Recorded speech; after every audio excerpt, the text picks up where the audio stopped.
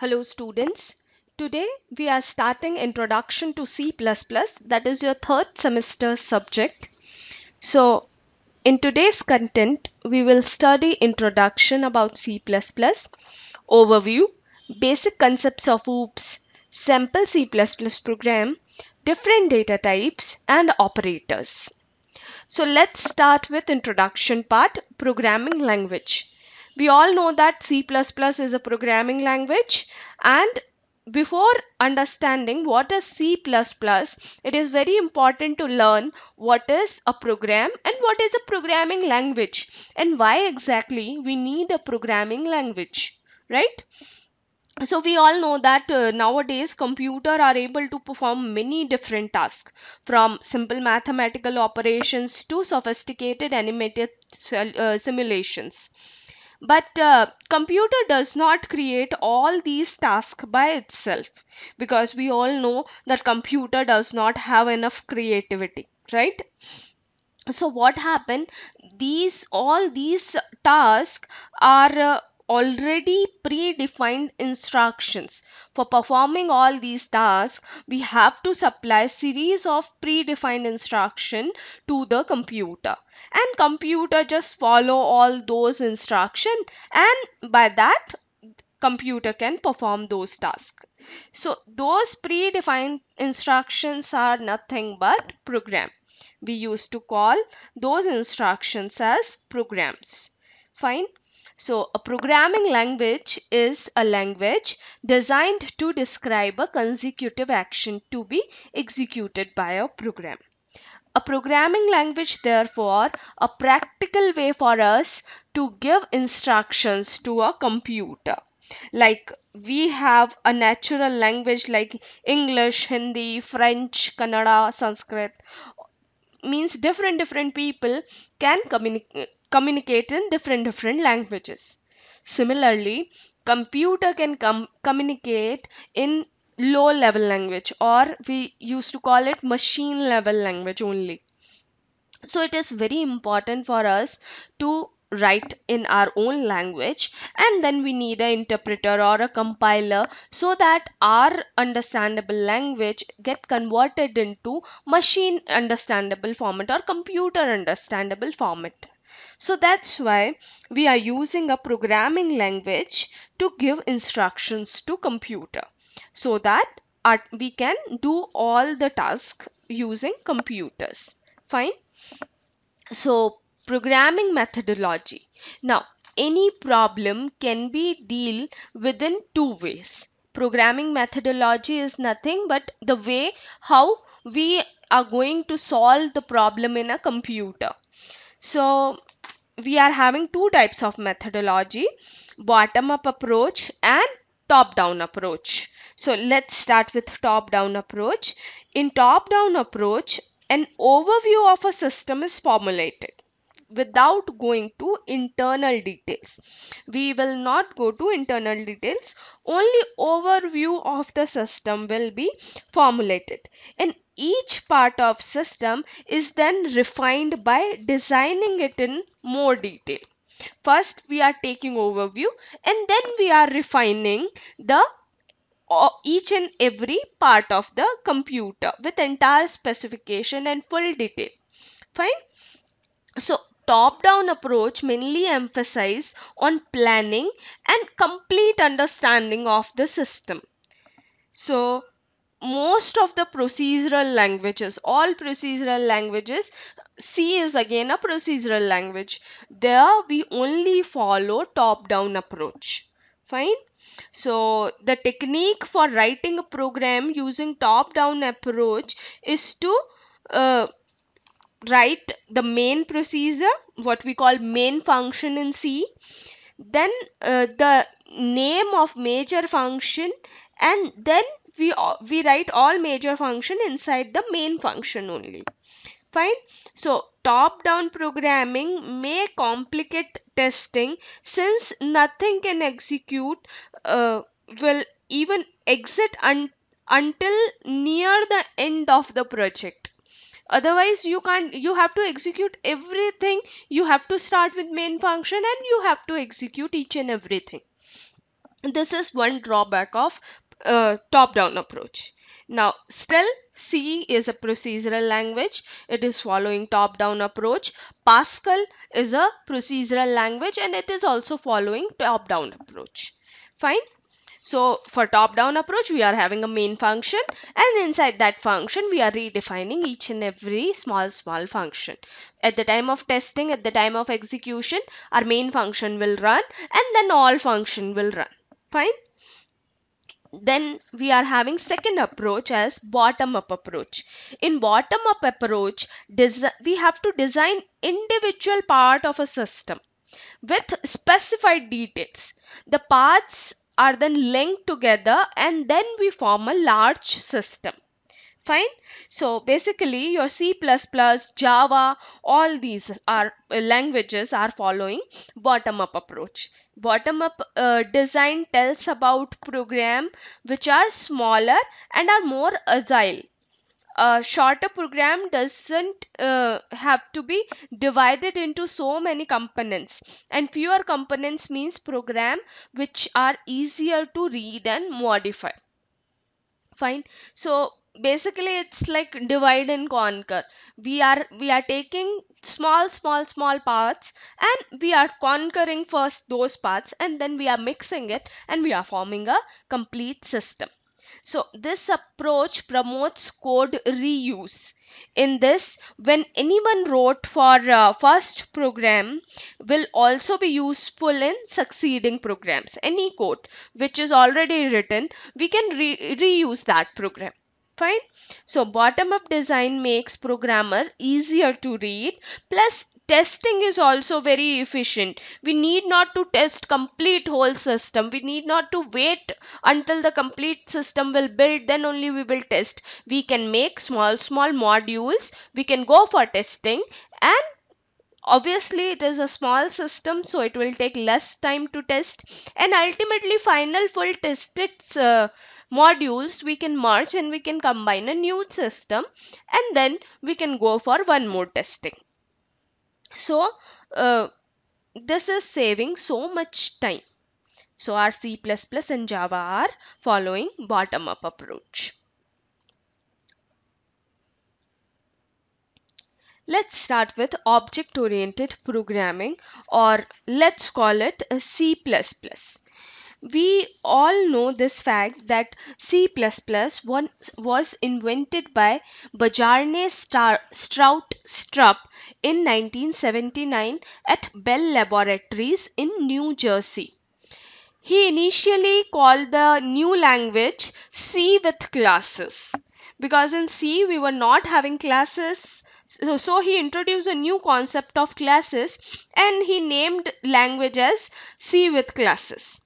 Later, in 1983, the name was changed to C++ because Strout thought it is increment in C, and we know that for increment we used to write plus plus. That's why C with plus plus, so it becomes C++. Fine. Now, object-oriented programming is a method of programming where system is considered as a collection of objects that interact together to accomplish certain task. Now, object-oriented programming is composed of classes and objects. We will have a smallest unit of data that will be a object, and collection of objects, collection of data members and member functions will be class. A single unit will be a class, and here we will do everything with the help of classes and objects only. Objects are entities that encapsulate data and procedure that operate on the data. Now, as I was saying, object are entities. Smallest unit is an entity that encapsulate data. Encapsulate means it is similar concept to our normal real life capsule. That capsule is having so many mixture of powders, and ultimately we are having a cover which is covering all that powder inside it. Similarly, these objects are encapsulating, this class are encapsulating full data and functions, and then we will operate on that data.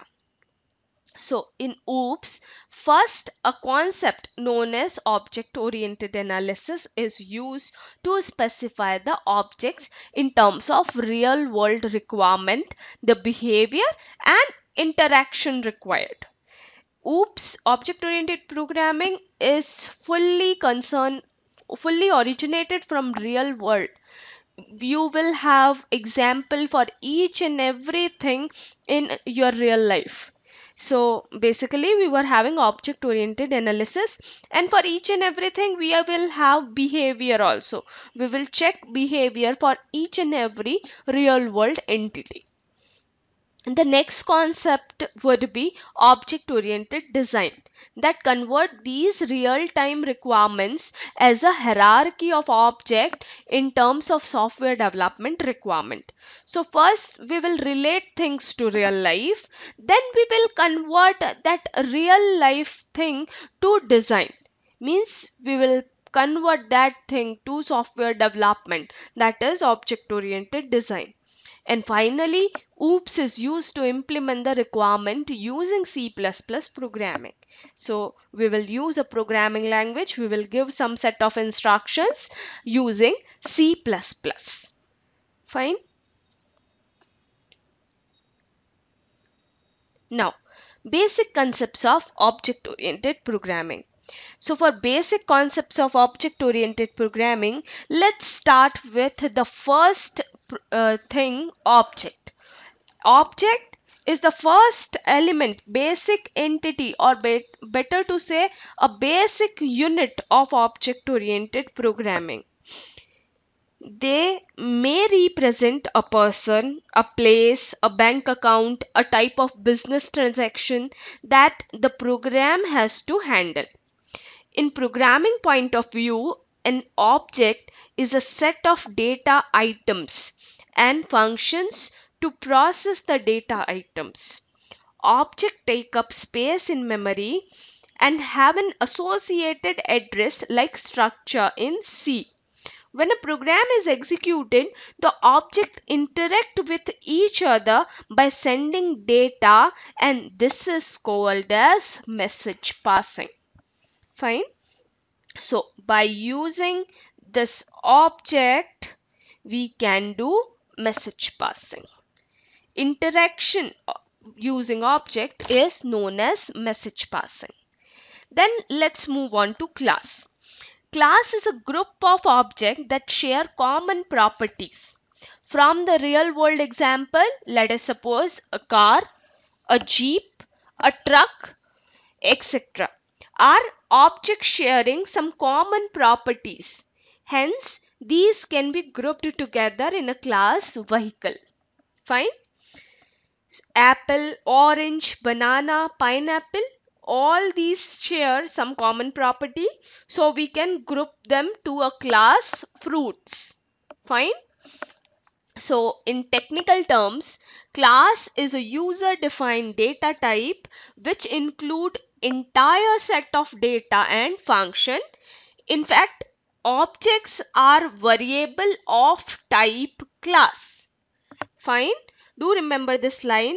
Objects are variable of a type class. Once a class has been defined, we can create any number of objects of that class. Fine. Next, encapsulation. Data encapsulation is wrapping of data in a single unit. Wrapping of data and function in a single unit is known as encapsulation. So it is a way of combining both data members and member function that operate on that data under a single unit, and that single unit is nothing but a class. So grouping the data and function into a single unit is known as encapsulation. In other words, process of making a class is called data encapsulation. So data encapsulation is an approach to program organization while helping maintain the integrity of the program data. Fine. Next, we are having data hiding. Now, hiding means insulation. So, insulation of data from direct access is known as data hiding. Generally, in a class, the data is not accessible to the outside program, and only those functions which are wrapped in the class can access it. Fine. If something of very sensitive data, any data where we required security, now for that purpose this data hiding feature is very important. So this insulation of data from direct access by the program is known as data hiding. Okay. Then we are having data abstraction. Abstraction refers to the act of representing only essential feature of a class in such a way that outside program can use them without including the background details. That is data abstraction. We only show the details which are of significance. We will not show the background details of the program. Then we are having inheritance. Inheritance is a process by which object of one class acquire the property of object of another class. This concept, as we know, we all have some properties of our father, we inherit some properties from our grandfather, from our mother. So all those features we are inheriting from our parents. Similarly, inheritance support code reusability. If some property, some function, some method is defined in some class, we can inherit that thing from one class to another class. So it is mainly provide the idea of recode reusability. Then we are having polymorphism. It is a Greek term which means the ability to take more than one form. See, if you break this polymorphism, poly means many and morphism means form. So, for example, a function may exhibit different operations in different instances. See, if I write 3 plus 2, it is 5. I am adding two integer 3 and 5. If I write brainy plus student, now brainy is a string, student is again a string. Now when I want to add two string, that plus operator will work as concatenation operation, means concatenation will be done. So it will add two string like brainy student, right? So accordingly we can see different uh, definition for a operator or a function. So the operation depends upon the type of data used in operation. This is called function overloading or polymorphism, or operator overloading or operator polymorphism. Then we are having dynamic binding. Now, dynamic binding is nothing but binding and linking at the runtime. Generally, when we binds the data at compile time, sometimes we want to bind the data and function at compile time. That can be done by dynamic binding. Then we are having a concept of message passing.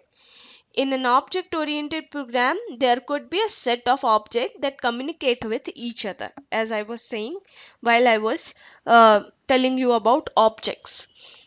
These objects communicate with each other by sending and receiving messages. So a message for an object is a request for executing a procedure that generates a result. Message passing involves specifying an object name, function name, and information to be sent.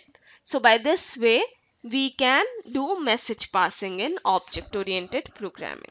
So these are some basic concepts of object-oriented programming, which we will study in detail in all coming chapters. For now, just do remember about these basic introduction of each and every topic. Next, we have a sample C++ program. We we will write a program.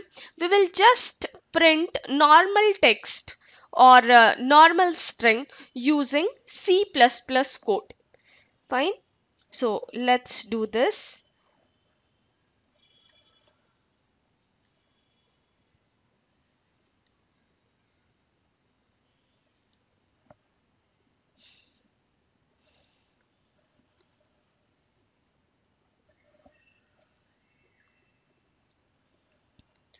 As we know, first of all, we have to include our header files. So I'm including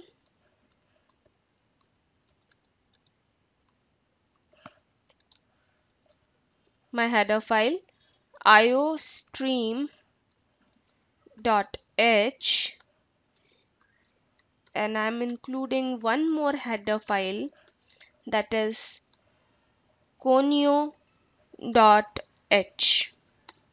Now, you all know what is conio.h. Conio.h Conio.h is nothing but console input output. This is mainly a header file that contain our getch and clr function. Right? Now, iostream.h is input output stream.h header file. This iostream.h is basically defined under stream class, and we are having input object and we are having output objects.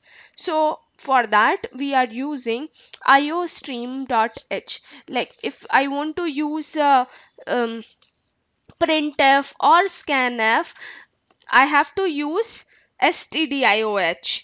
So now I will use some function of C++ for printing and for scanning. For that purpose, I'm using iostream.h. Fine. After this, I'm writing my main function, that is void main. Now, inside void main, I'm using this cout. Cout is basically used for printing purpose. If I want to print anything on my console window, then I have to write cout, and this cout should be followed by these two extractor sign. This is greater than sign. These two greater than signs are known as output extractors. So now for cout, anything I want to print, I have to print in this double quotes. So let's print first line, hello. Let's start C++. And we have to put a statement terminator. After this, we have to write getch for getting character, and we have to close this program. So let's execute this program. Let's run this program. So as you can see, I have mentioned hello, let's learn C++, and it is coming directly to the screen. So this is how we can use cout in normal C++ programming. We will tell you about more function. Just for now, remember that cout is mainly used for printing anything on console window. Whatever I write in using cout will be there on the screen. Cout brainy students. Let's put endl also. Endl is for ending line. So I have to put extractor again, then I have to put end L, and L will end this line, and this brainy student will come in the next line. So let's check. As you can see, hello. Let's start C++. Okay, I haven't put CLR SCR. Let's print CLR SCR also. That is for clear screen. CLR SCR is clear screen function. So now we will have hello. Let's start C++ and brainy student in the next line because of that endl. Fine.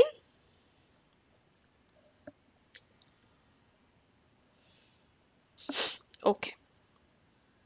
So this was our sample C++ program. We will do more programs also. Now let's learn how to do addition of two numbers in C++. So I told you about cout. Now let's understand how to use, how to scan values, how to supply values from outside to computer. Fine. So I'm making changes in this program only. Okay. Now,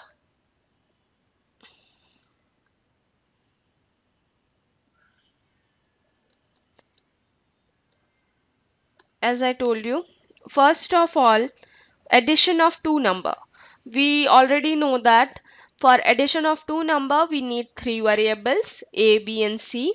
We will ask for values, like enter values for A and B, and then we will supply values from console window, and finally we will do C is equals to A plus B, and we will print C. Now, let's do this thing with the help of C++. So I'm including my header file, include iostream.h, and one more header file, include conio.h.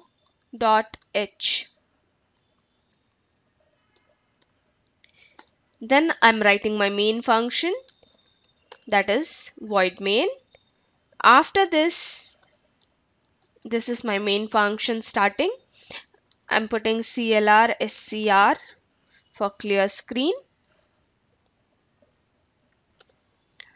Then we know that for addition I need three variables A, B, and C. So this is, I'm defining three variables of which data type, of integer type. Now if I write anything using cout, that will be visible to me on my screen. So I'm writing cout, enter, two numbers. Fine. Then I'm putting, let's put endl also. So I'm writing end l. So whatever value will come in next line. Now you remember in C we used to, for if I want anything on console window, I have to write printf, and printf was having a particular format. According to that format we have to insert. Similarly in C++ we are using this cout. This cout is having this format, that we have to write cout, then we have to put these extractors, and then we will write whatever we want on the screen. We have to write this on double quotes, and then we have to put statement terminator. So basically for our standard output we are using cout. Cout is an object of class ostream. This iostream is nothing but input and output stream, and cout is an object of class ostream, so that represent the standard output stream. whenever I want anything, I have to put double quotes, then only I'll get that thing on my screen. Fine. And then another, for standard input, we have to write cin. This cin is for standard input, and this will be followed by the extractors which are greater than extractor. For C out, we have to put less than extractors, and for C in, we have to put greater than extractors. So this operator is also known as get from operator. These extractors are also known as get from operator. And in cin is an object of class stream that represents standard input stream.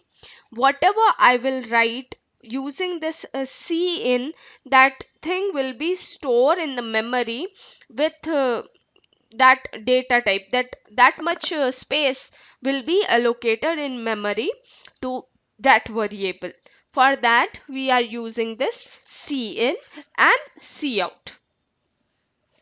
So I want space for a and b, so I'm writing a and I'm writing cin b. Let's do it like this first, then I'll tell you another way also.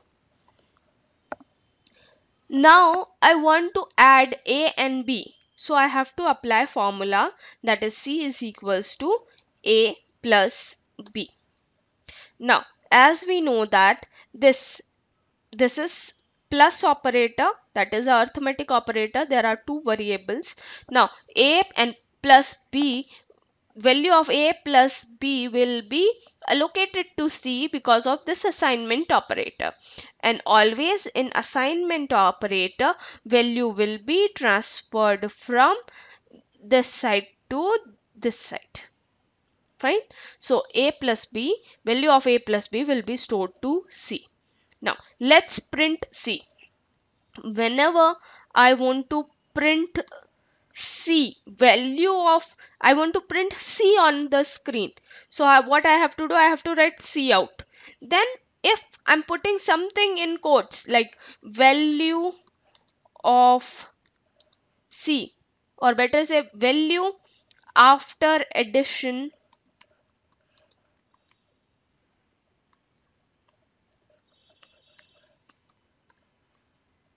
is equals to, now I want value. For value of C, we have to put a extractor, and then we have to write C like this without any quotes. If I write C in quotes, it will be printed on the screen like value after addition, and if I print C, if I put C in double quotes, so on my console window I will get value after addition C is equals to, and by using this C but in without quotes, I get value of C.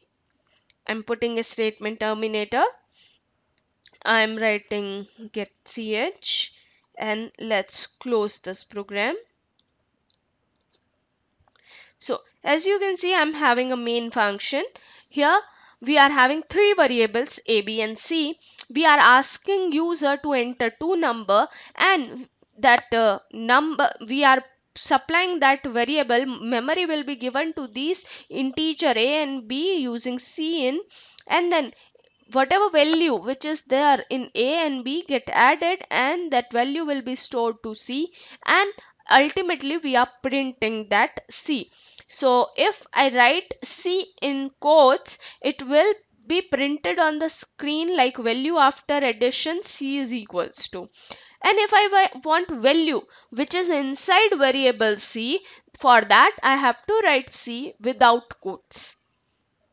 Okay. So let's check this thing. Alt F9. We are not having any error. Let's run this program. Enter two numbers. Let us suppose those numbers are 2 and 3. So as you can see, value after addition C is equals to 5, right? If I remove this C from here, let's run now. Enter 2 number, 3, 5. So value after addition, now C is not there because we remove C from that place. So value after addition is equals to 8. Fine. So this C without quotes is giving us value inside variable C. Fine. See, now let's understand how we can concatenate this C in. If I want to supply A and B to memory simultaneously, then we can concatenate this C in like this. We have to write C in A, we can put extractor, and then we can write B. Now, by doing this, we are doing concatenation of the variables. Means instead of uh, insertion different time, we are inserting in a single time. So we can do like this. So utility of repeating insertion operator is we can supply things simultaneously. Fine.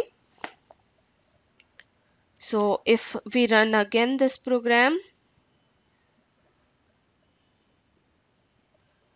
it will ask for value, and as you can see, value after addition is 7.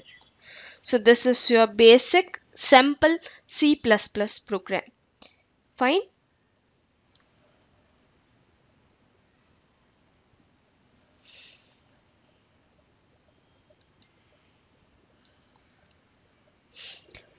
Let's understand processing and flow of your C++ program.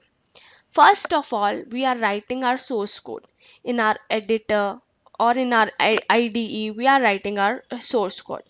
Then after that, we are doing pre-processing. For doing pre-processing, we are having a preprocessor. Then we are compiling the program. Now what compiler do? Compiler includes all the file, replaces all the symbols, and after that we do compilation. Then we are linking that program. Now for linking any program, we need a linker. Now linker link all the static libraries, like we are using iostream.h, conio.h, all those static libraries, shared libraries, all those things are linked, and ultimately we get a object code that is of obj extension. When we write a program, we have to save that program by using .cpp extension. In C, we used to write file name or program name .c. In CPP, we will write program name .cpp. Fine. As soon as processor will process it, it will be of .h extension. Then it will be converted to obj extension. Then your loader will load it and it get executable code. And at last your CPU will execute it and we will get the output. So on your console window, you are providing the input, like it was asking enter two number and we were inputting two numbers, and then processing was done and we will get the output. So this is your normal processing of C++. Now let's understand different data types. In C++, we are having mainly three types of data type. Now, a data type is nothing but the type which we have to tell the uh, compiler, so that in entire memory pool our variable get that much space. So a memory in our computer is organized in bytes. We all know that a byte is a minimum amount of memory that we can manage in C++. A byte can store a relatively small amount of data, one single character or a small integer, uh, means generally an integer is between 0 to 255. So that single unit is known as byte. So uh, we are having three types of data type. Here we are having user defined data types, built-in data types, and derived data types. Now, user defined data types are those data types which are defined by the user.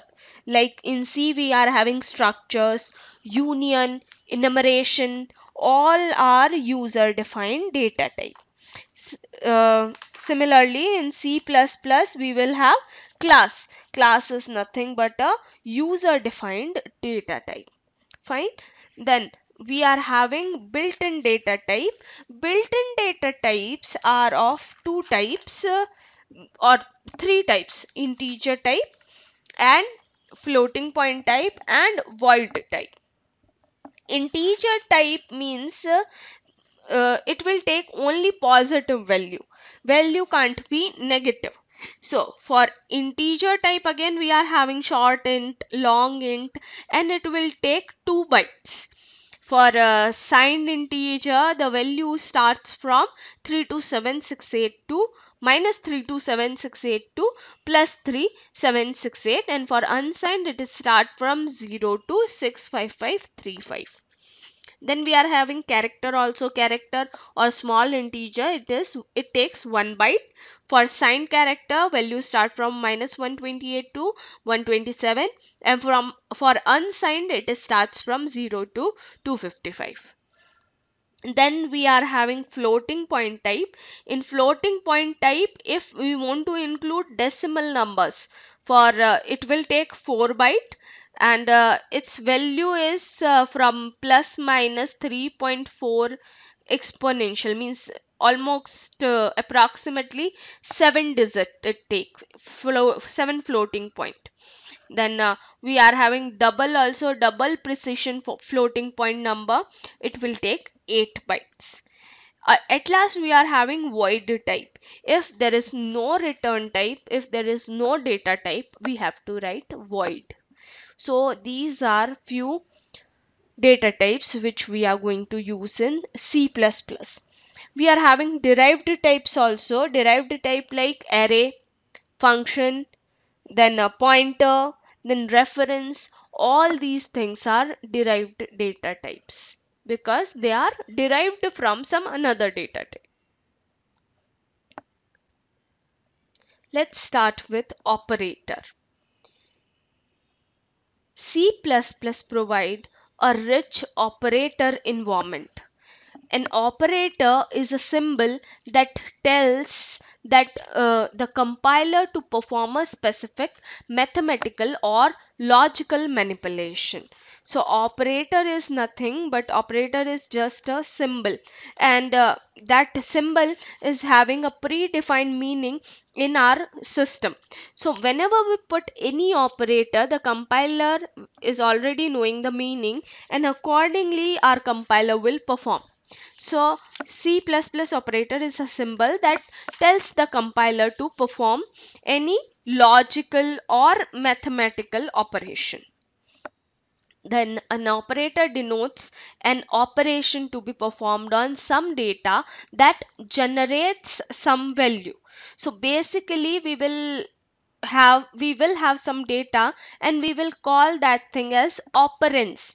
So we have operands, and then the operator, because of that operator, some operation will be performed on those operands. So an expression is a sequence of operator and operands that give the single value after processing. As you can see, this is the expression x is equals to 5 plus 2. Here plus is equals to, these two are operator. X, 5, 2, these are operands. Because of this expression, x is equals to 5 plus 2, mathematical operation will be performed using addition operator on 5 and 2. And ultimately 5 plus 2 will be allocated to x because of assignment operator. So this is how operator works. Basically, we are having three types of operator: binary operator, unary operator, and ternary operator. Binary operators are those operators which require two operand to operate, are known as binary operator. For example, any arithmetic operator is a binary operator, because ultimately for addition we need two or more than two numbers. For subtraction, for multiplication, for division. So arithmetic operator, relational operator, logical operator, then assignment operator. For logical operator, except not, logical and logical or are binary operator. Then assignment operator, comma operator, all these operators are binary operator because they require two or more than two operands to perform operation. Then we are having unary operator, and all the operator which require only one operand to operate is a unary operator. For example, increment, decrement. How we write I plus plus? So that value will be increment, or I minus minus, that value will be decrement. So that is a unary operator. We only need one operand. Then your not, logical not is a unary operator. Size of is a unary operator. Then we are having ternary operator. Basically your conditional operator. This is the only operator that is ternary operator. It requires three operand to work. One before question mark, and uh, second after question mark, and then third after these colons. So this conditional operator is ternary operator because it requires three operands. Fine. So let's start with arithmetic operator. Arithmetic operator is a binary operator. So we are having these arithmetic operator: addition. As we know, if we do want to add two number, we can add it using this addition. If we want to subtract two number, subtraction, multiplication, division, and ultimately modulus. This modulus is nothing like this division will give us question. This modulus will give us a reminder after doing division. So because of this division we are getting the question, and because of this modulus we are getting the reminder. If in some case we want reminder, for that case modulus is very important. So all these arithmetic operator work in the same way in C++ as they do in algebra. These can be applied to any built-in numeric data type. They can also be applied to values of type char. This modulus operator yield the remainder of an integer division. Fine. So let's make a program using arithmetic operator. We will use all arithmetic operator in our program. Fine. All this addition, subtraction, multiplication, division, and modulus. As you saw, we already did addition. Let's extend in this program only. We are having header files iostream.h, conio.h. Inside main function, we are having three variables: a, b, and c. Now this a, b, and c, we were doing addition and we were putting in c. Let's have only two variables. I'm having another variables like it is of integer type, because a and b are of integer type. When we add two integer values, ultimately we have to store result to some integer variable only. Fine. So let us suppose variable name is add, comma. For subtraction let's take sub. For multiplication let's take mult. For division div, and for modulus mod. Fine. So these are my 5 basic arithmetic operator. Now we are asking for two numbers. We are uh, supplying those variables to memory using cin. Fine. Now let's apply all arithmetic operator. First, I want to do addition. So add is equals to a plus b. We know that a, b and add are operands. Plus and is equals to our operator. By using this arithmetic operator, a value which is inside a and b get added and it will be stored to add variable because of this assignment operator. We can print this thing value after addition. Now where is value after addition? It is in add variable. We want value of add variable, so we have to write add, that is variable name. Then let's do subtraction. Sub is equals to a minus b. So because of this, it will do subtraction and value gets stored to sub variable. Now for printing this, I have to write value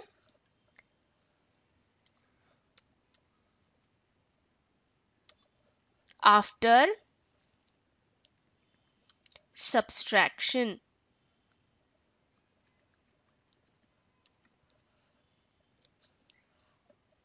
And now I want value, and value after subtraction is inside sub variable. So I have to write sub. I have to put a statement terminator.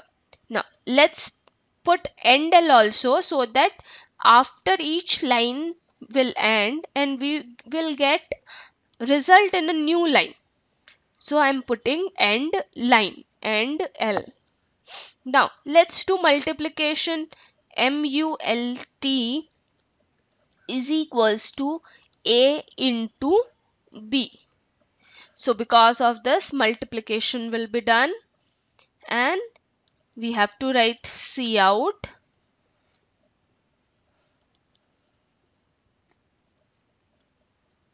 value after multiplication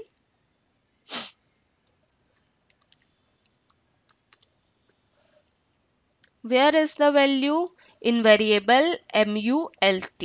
So we have to write variable mult and I'm ending this line also. Then we have to find division.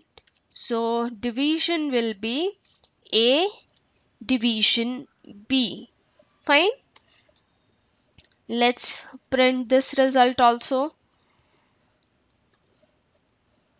So it is value after division is equals to, and it is in variable div, and I'm putting endl also. That will end my line. At last, modulus for finding remainder. If I want remainder, I have to write modulus, and symbol for modulus is this.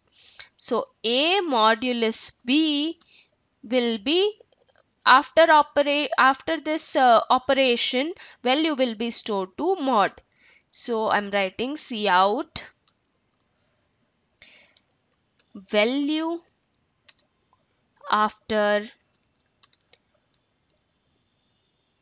or better say reminder is,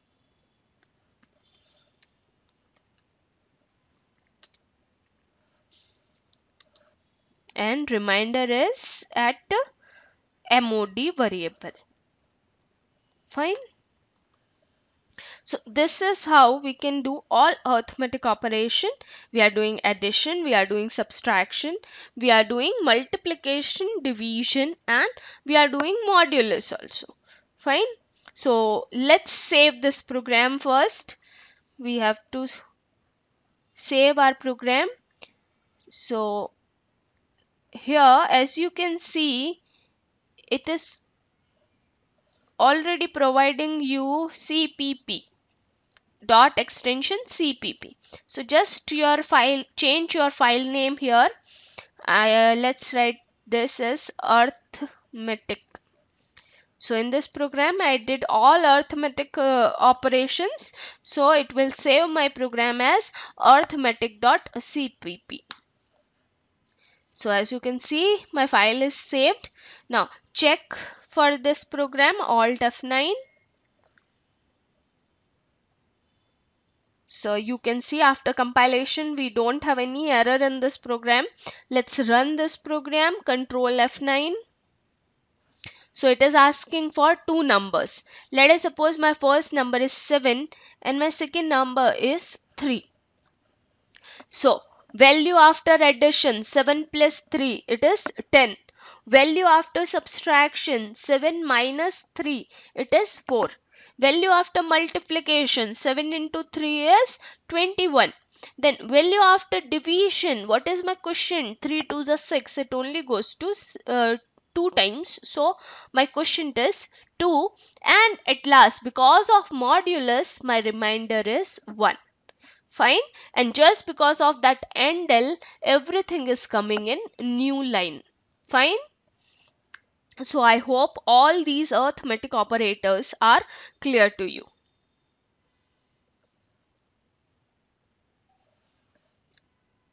So let's move on.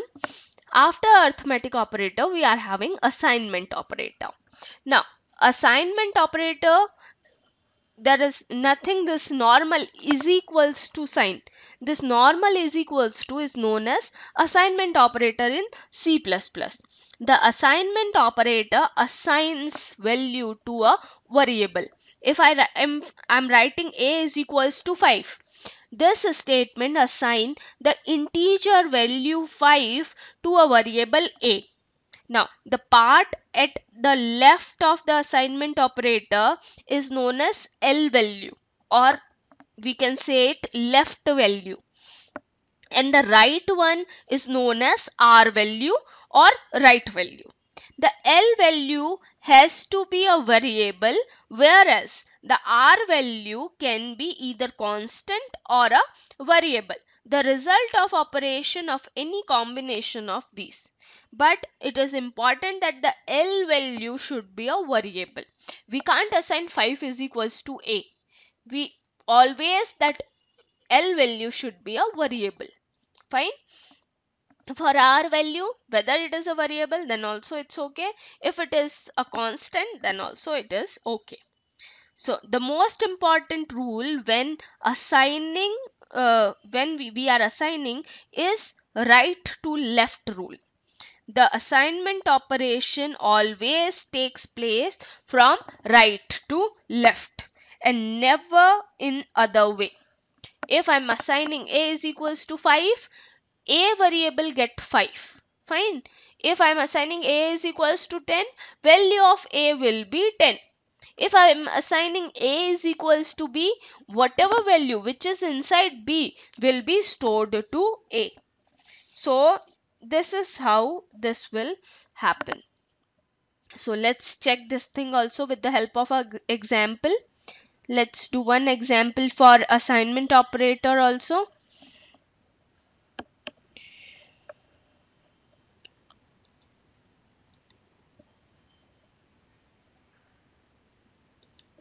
Okay, let's include header file, include iostream.h and include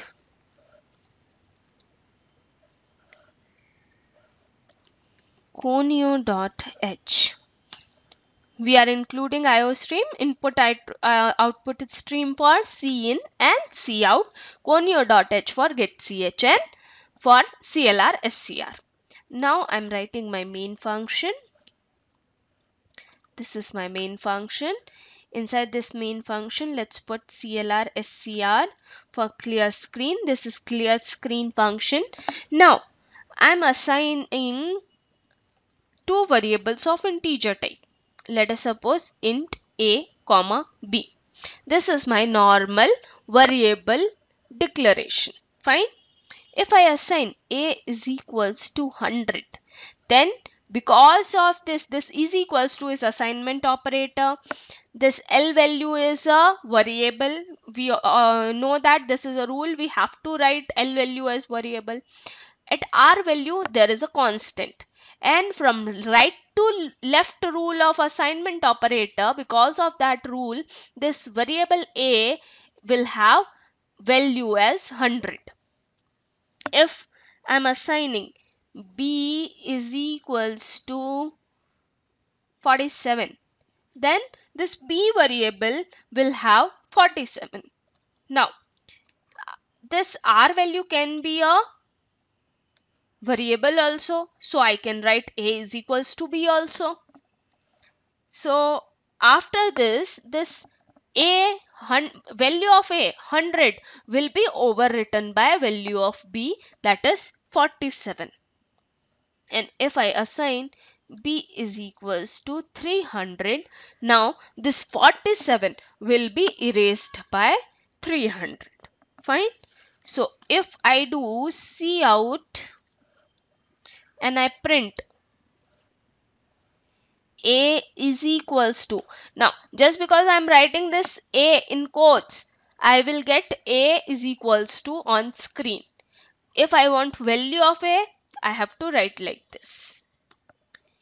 If I want value of B, so cout, and I have to write B is equals to,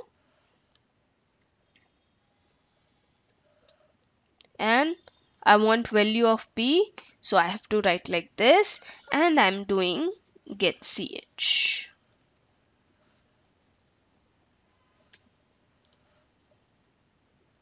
And I'm closing this program. Let's check value before assigning A is equals to B also. So let's check value here also. So it is A is equals to, and value of A here, and here I am putting endl also. So I will get answer in new line. And let's check value for B also. So that is B is equals to, and value of B, and I'm putting a end line. Here also let's put a endl. Fine. So save our program. We can save our program by pressing F2. So let's change program name to assignment.cpp. So my program is saved as assignment.cpp. Let's compile the program. Alt F9. We don't have any error. Let's run the program. Control F9. And as you can see, previously A is equals to 100, so variable A is having 100. B is equals to 47, so variable B is having 47. As soon as we do A is equals to B, value of B goes to variable A, and this 47 overwrite that 100, and A is equals to 47. And if we are doing B is equals to 300, that 47 which was inside B will be override by this 300. So this is how assignment operator works from right to left rule. This was assignment operator.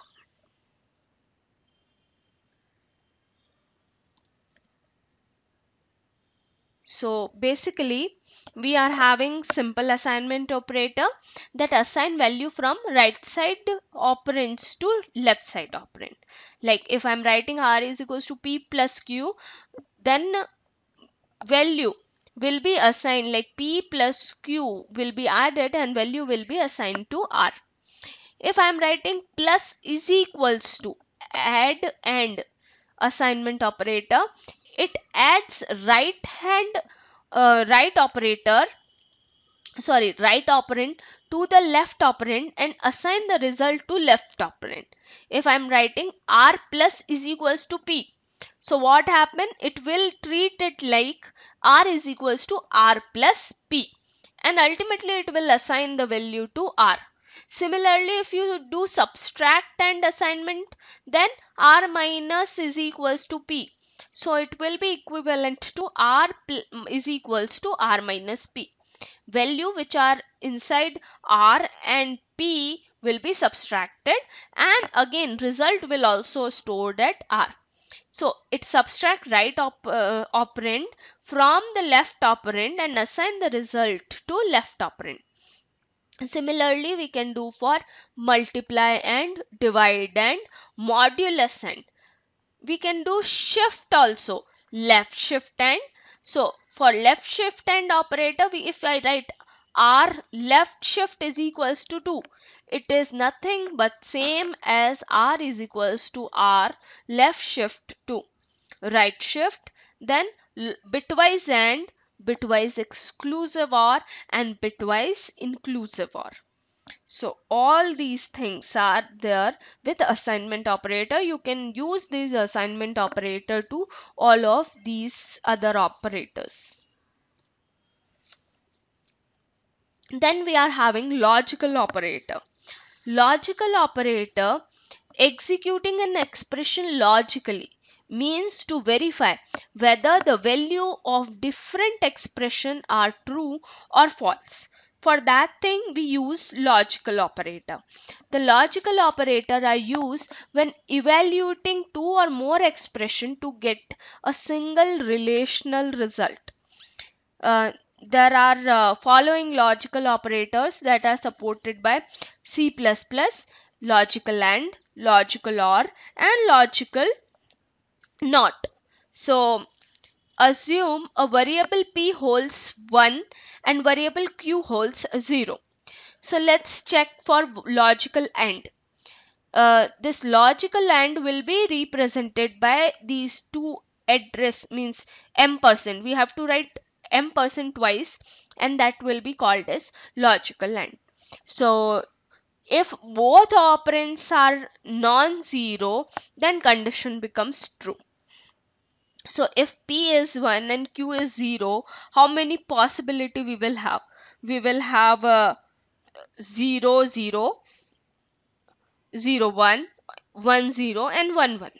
So if p is 1 and q is 0, and for logical AND both should be non-zero, then only it is true.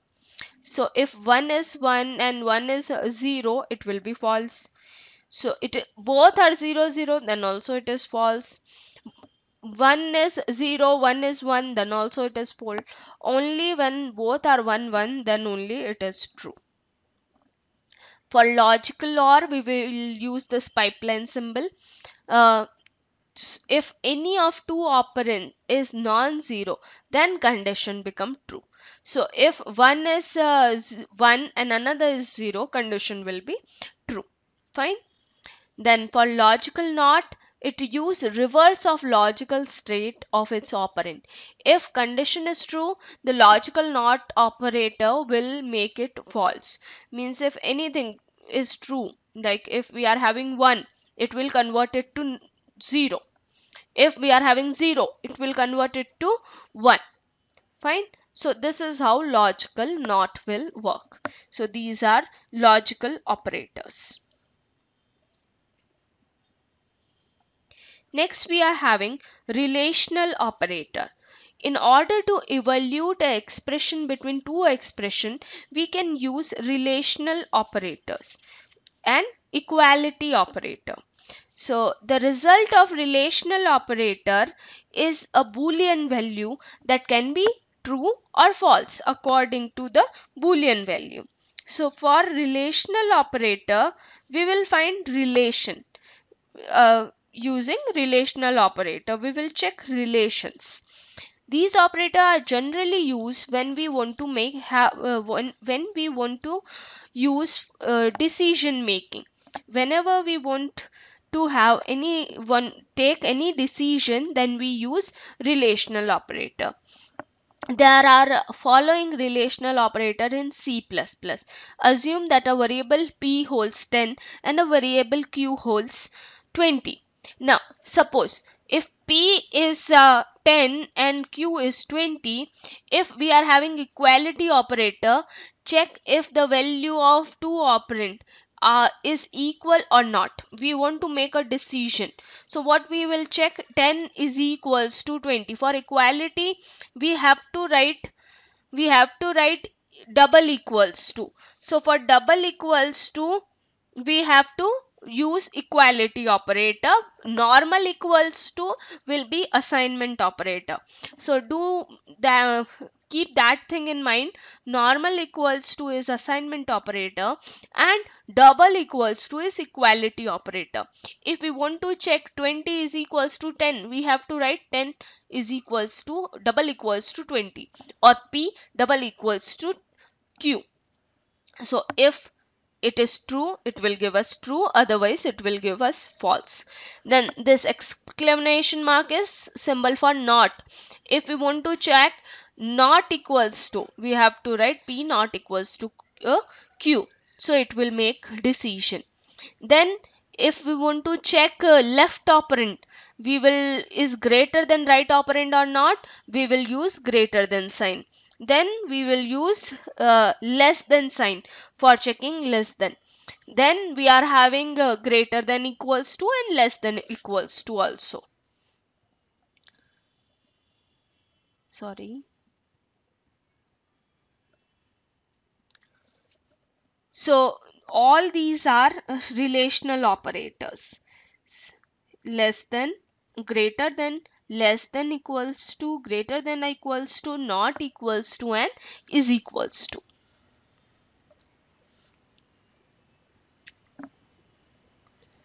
Then we are having increment and decrement operator. Now both are unary operator. Increment operator and decrement operator increases or reduces one the value stored in the variable. It reduced by 1 if I'm doing C++.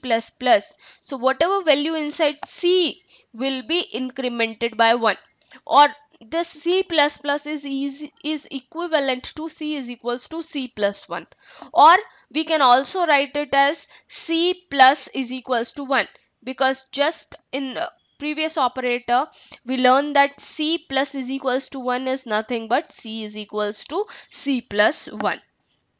So this is our increment operator. The operator can be written in the following way. We can do increment and then we can write variable name. We can write variable name and after that we can do increment. We can decrement and then we can write variable name, and we can first write variable name and later we can do decrement. So all these are increment and decrement operator. Then we are having conditional operator. Now, the two symbols question mark and colon are placed together are called ternary or conditional operator. See, conditional operator evaluates the expression returning if the value if that expression is true and a different one if that expression is false. See how it will evaluate. We will write expression like this: expression 1 question mark.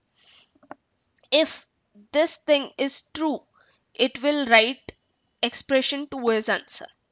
Otherwise, it will write expression 3 as answer. So this is conditional operator. This is the only operator that is a ternary operator. So let's see this thing with the help of a example.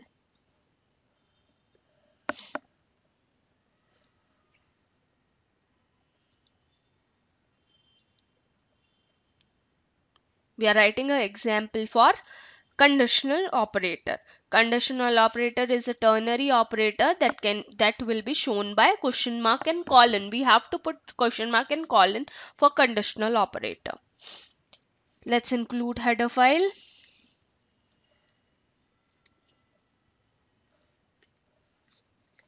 iostream.py. H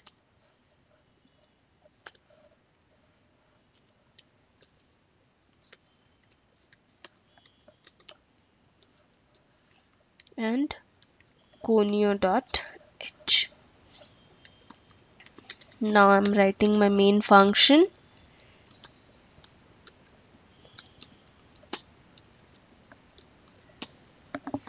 Now inside main function,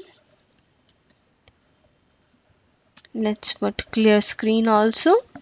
I'm ternary operator. We need three variables because we need three operands for ternary operator. So we are having A, B and C. Let's assign A is equals to 100, B is equals to 500, and let's check C is equals to. Now we have to provide condition here. If A is greater than B, it will check, and we are putting question mark. So it will check A is greater than B or not.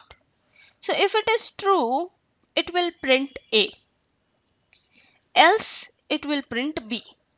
So can you see ternary operator? We are having question mark and colon. And just here is a condition. This condition will give some result, and on the basis of that result, we will get value from A or B.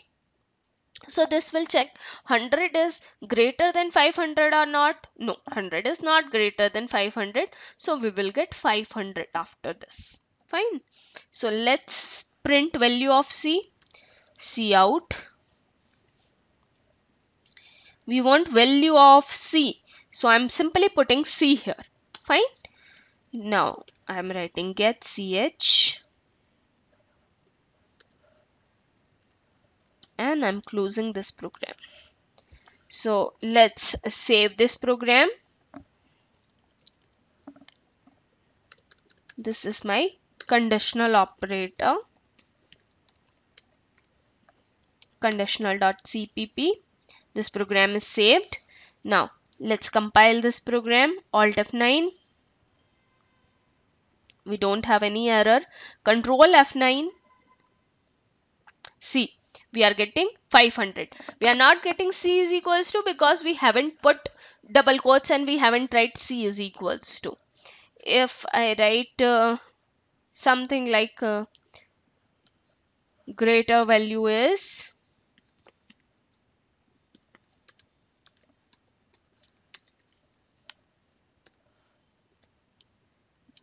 and now if I check control F9,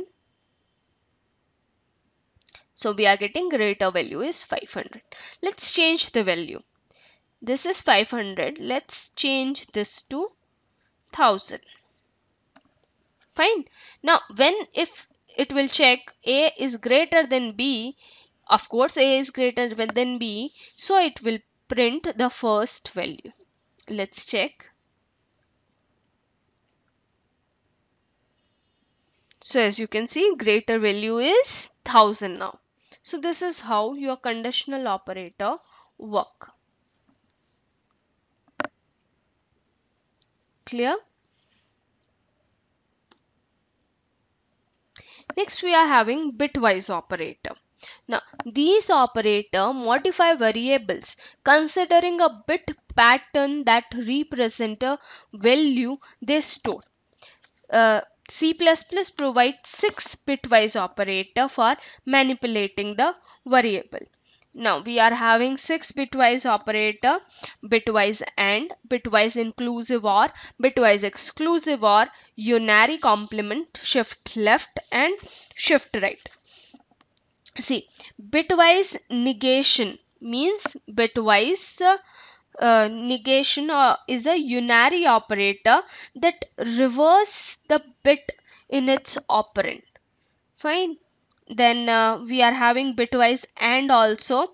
Bitwise AND compares the corresponding bits of its operand and produce a 1 when both bits are 1. Otherwise, it will produce a 0. Bitwise OR compares the corresponding bits of its operand and produce a 0 when both the bits are 0 and 1 otherwise. Fine. Then we are having bitwise XOR, exclusive OR, compares the corresponding bit of its operand and produce a 0 when both bits are 1 or both bits are 0. Otherwise, it will produce 1. Bitwise left shift operator and bitwise right shift operator both take a bit sequence as their left operand and a positive integer quantity n as their right operand. The former produce a bit sequence equal to the left operand but which has been shifted n bit position to the left. The later produce a bit sequence equals to the left operand but which has been shifted n bit position to the right. Vacated bits at either end are set to 0. So next is comma operator and size of operator. The comma operator is used to separate two or more expressions that are included where only one expression is expected. When the set of expression has been evaluated for a value of rightmost expression is considered. If we are writing a is equals to b is equals to 3 comma b plus 2, then how it will assign the value? It will first assign b is equals to 3, then it will do 3 plus 2, then 5 will be allocated to a. So this is how your comma operator works. So after this we are having size of operator. This size of operator, C++ provide a useful operator for calculating the size of any data item or type. This operator accepts one parameter which can be either a type or a variable itself and return the size in bytes of the type or object. If I'm writing a is equals to size of character, we know that character is a data type and character will take only one byte. So the value returned by size of is 1. This will be assigned, value a will be assigned as 1. Fine. So this is size of. If I have written a is equals to size of int, then a will be 2. So accordingly, according to the bytes, the size will be assigned. At last, let's study summary. We already studied structured programming. Structured program is nothing but your C, or we can say it as procedural programming. It is a programming style also known as procedural decomposition or structured programming. Structured programming is not programming with structures but by using following types of code structure to write a program. Sequence of sequentially executed statement. We will have sequence for each and everything, and according to that sequence only our execution will be performed. Then conditional execution of statement like if, else, do while, nested if, while, all these are conditional execution of statement. Looping and iteration, for, do while statement. Structured subroutine like function, go to statement, break and continue. Multiple exit point from function, procedure and subroutine. And multiple entry point from function, subroutine and method. All these things are there in our structured programming. Basically, our C and Pascal are structured programming, are type of structured programming. Fine. Then we move on to object-oriented programming. Now, for object-oriented programming, first feature that these people include was modularity. Modularity means A source code of a class can be written and maintained independently by the source code of other classes. Once created, the object can easily passed around inside the system. See, modularity mainly works on a principle of compartmentalization. Just take a real life example as a train, compartments of train. If we give all the compartments to one person and we say clean all the compartment, it will take a lot of time. Instead of this, if we divide the compartment between 7 8 people and then we say clean these compartment, it will be done in very quickly and very efficiently. Similarly, in C++, we follow bottom up approach where we are dividing the big problem and we are solving that problem, and ultimately we are combining that and we are forming a complete system. Next, we are having information hiding. By interaction only with an object's methods, the details of its internal implementation remain hidden from the outside world. So we are only showing things which are of significance to people. Those things which people don't need it to know, why to show all those details to everyone. Then we are having code reuse. If a class already exists, you can use objects from that class in your program.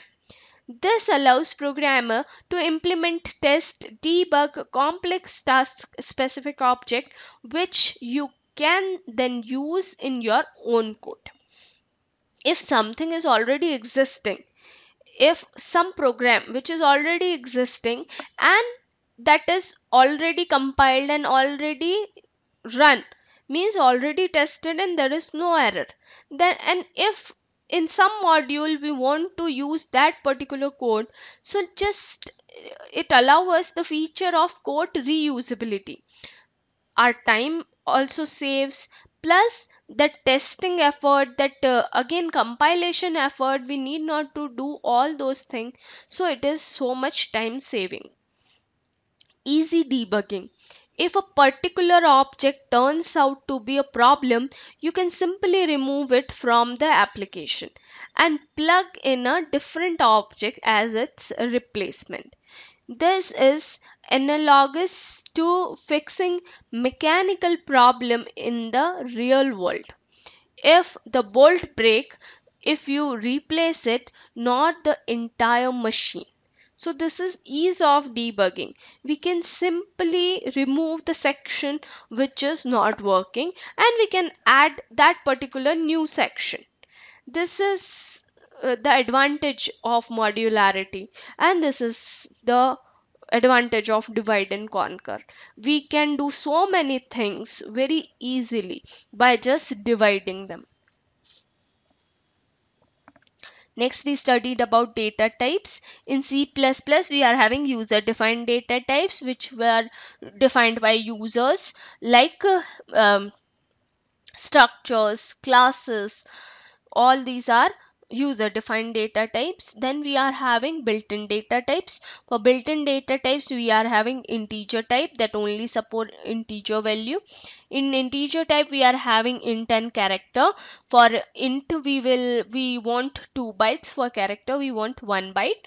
Then we are having floating point. If we want to include decimal point also, we are including floating point. For float, we require 2 bytes, and for double, we require 4 bytes. Then we are having void. If there is no data type, we have to write void.